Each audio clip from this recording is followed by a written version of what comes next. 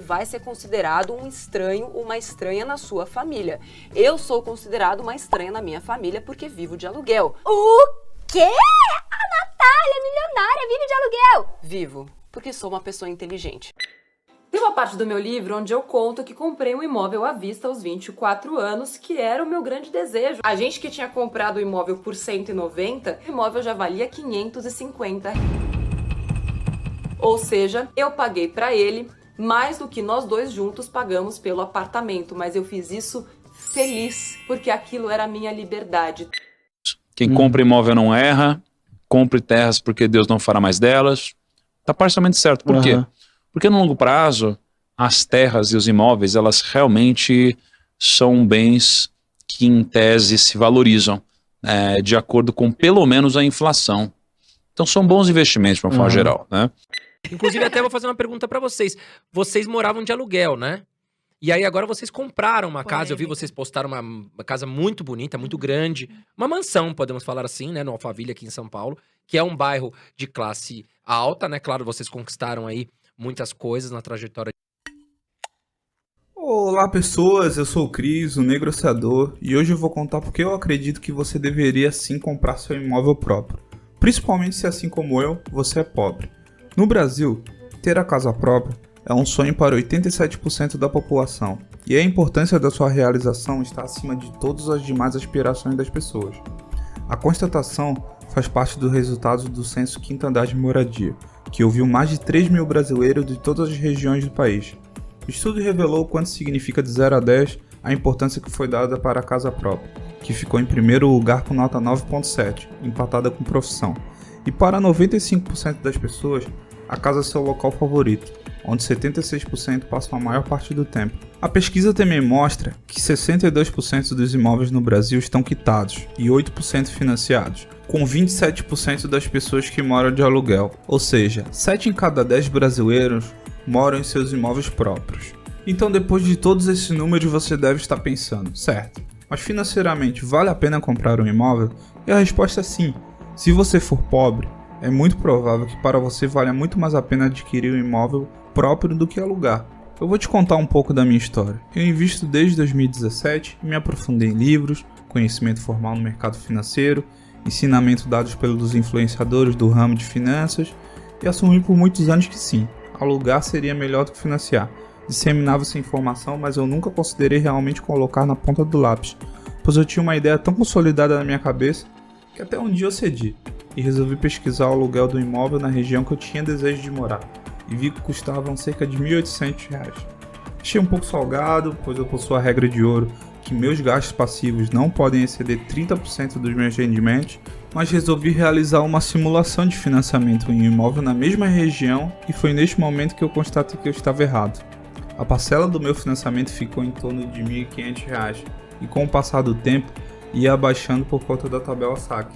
Mas teimoso, eu resolvi calcular na calculadora do site do Investidor Sardinha, inclusive eu recomendo a todos que possuem a mesma dúvida, e pasmem, não só financiar para o meu caso era bem melhor, como no final das contas eu teria o dobro do patrimônio em comparação ao alugar e investir.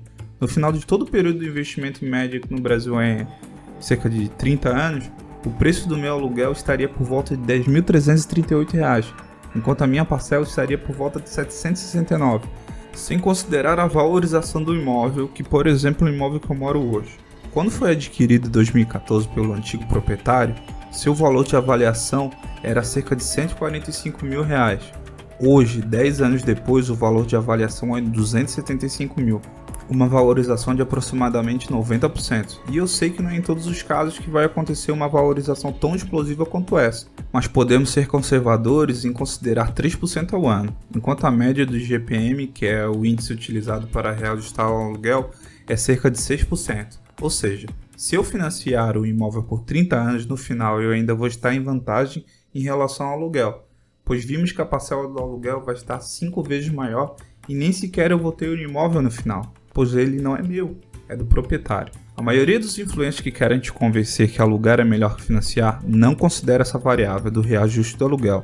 E como eu elenquei no meu caso, o aluguel já desde o momento zero era maior que a parcela do financiamento. E às vezes para você em um primeiro momento não, mas no decorrer dos reajustes anuais, vai ficando muito mais caro e no futuro aquele dinheiro que sobrava para investir, se os seus rendimentos não acompanharem, vai ficando para um segundo plano e no final é capaz de você não investir e acabar tendo que sair do aluguel por não conseguir mais pagar por ele.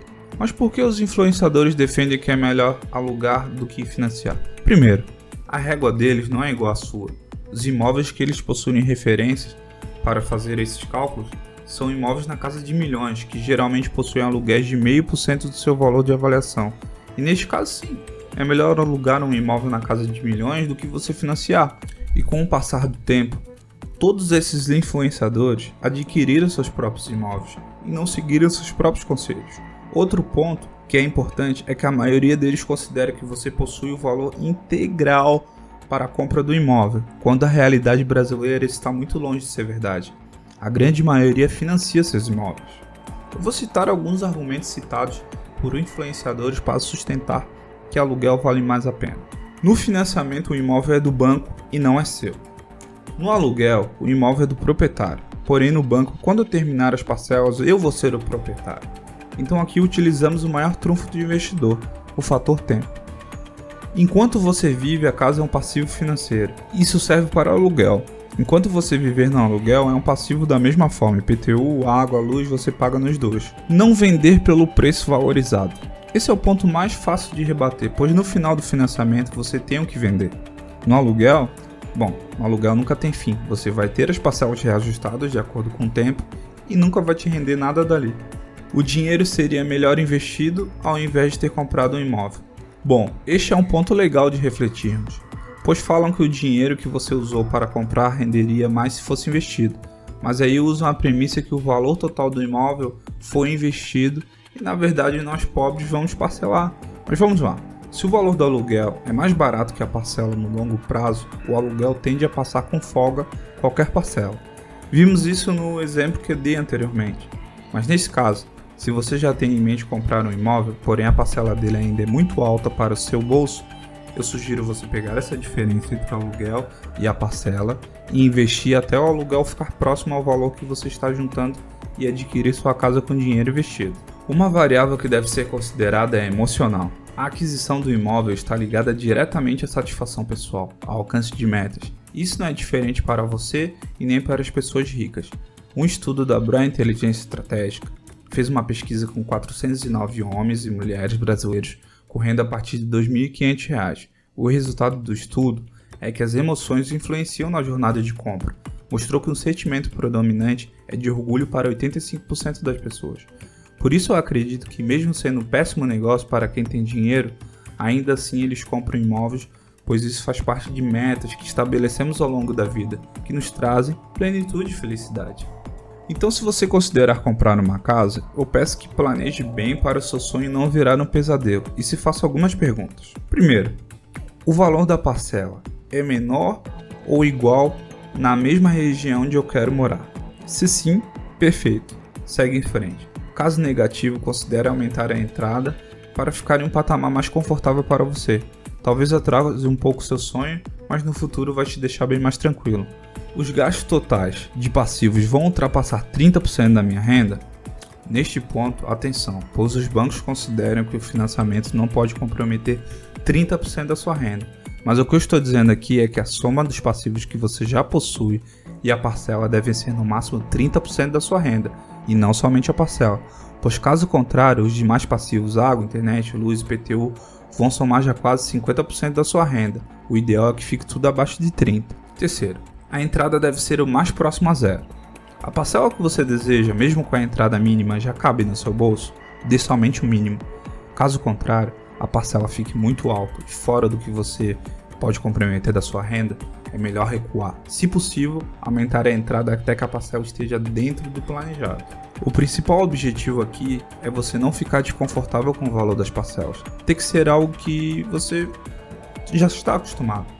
Procure linhas de crédito que beneficiam você. O programa Minha Casa Minha Vida é um ótimo programa com subsídios de até 55 mil no momento que eu estou gravando esse vídeo, com taxas de juros especiais e com imóveis até 350 mil. E caso você tenha saldo do FGTS, ele é aceito como entrada. Pessoal, agradeço por ter assistido até aqui. Se tiver dúvidas, críticas, Alguma informação que eu deixei passar batido, deixa nos comentários. Eu vou ter o maior prazer de responder todos vocês. Se o conteúdo te agregou em algo, deixa o like, se inscreva no canal e se quiser saber como eu comprei um imóvel com 50% de desconto, clica nesse vídeo aqui ao lado. Valeu e até a próxima!